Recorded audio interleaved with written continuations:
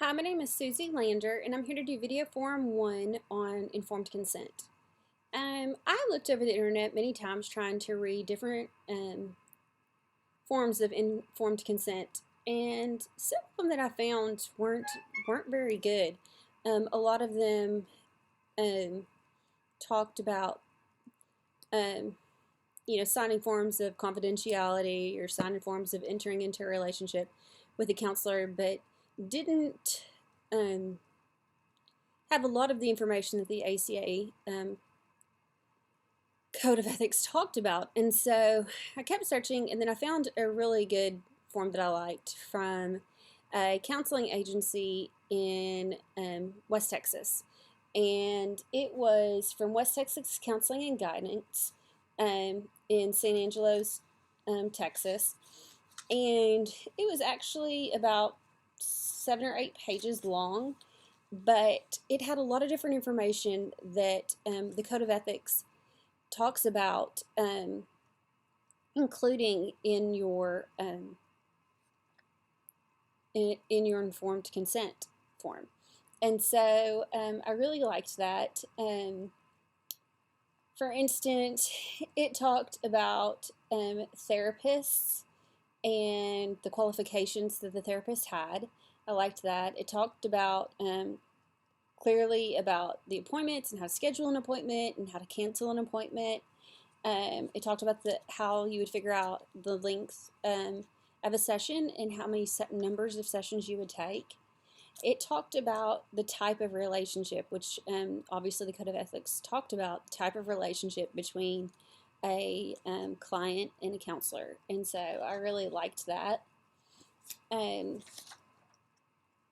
It talked about the goals and the purposes and the techniques of therapy, which are always good to discuss ahead of time so that the client is not unprepared or doesn't come in nervous about what's going to happen, but they have a clear mind of what they're coming into.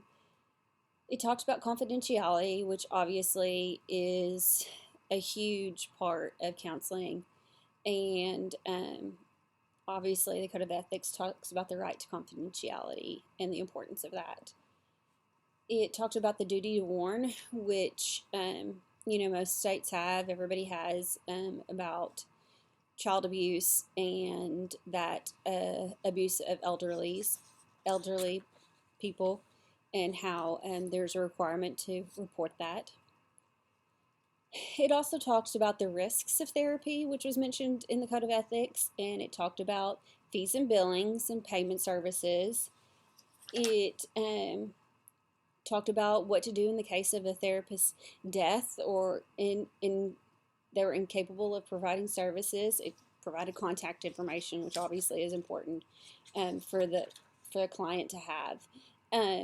I found all this information on the website, which it's the West Texas Counseling and Guidance. This was printed in July 2015, and the website is sanangelocounseling.org if anybody is interested in finding information as well.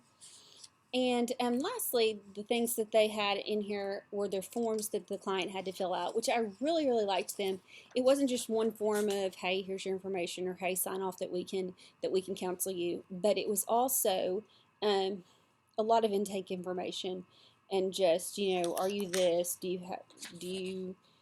who do you live with? Who do you do that? All the information, kind of like when you go to the doctor. But then it also had symptoms that you had to fill out, like when you're at the doctor. But I liked that for mental health purposes.